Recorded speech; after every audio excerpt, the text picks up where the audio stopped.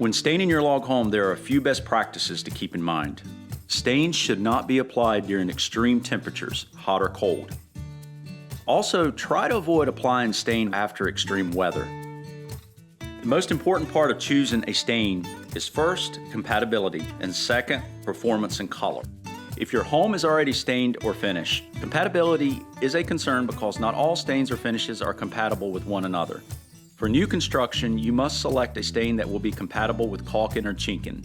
Keep in mind that not all stains or finishes are created equal, and how deep they penetrate doesn't necessarily equate to better performance. The best experience will come from finding a stain or finish that is formulated for a specific type of application, such as decks, logs, or wood siding. With all stains and finishes, good prep is essential to get the maximum longevity. There is always a chance of small color differences between batches.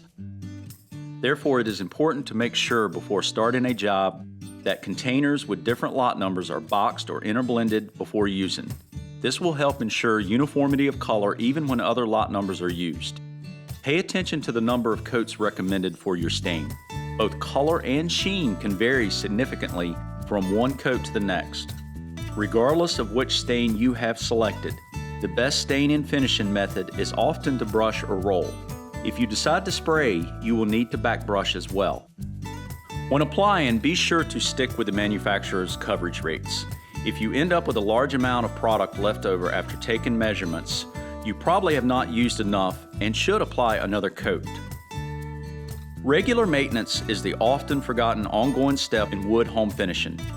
However, it is one of the most important steps that result in cost savings through the years.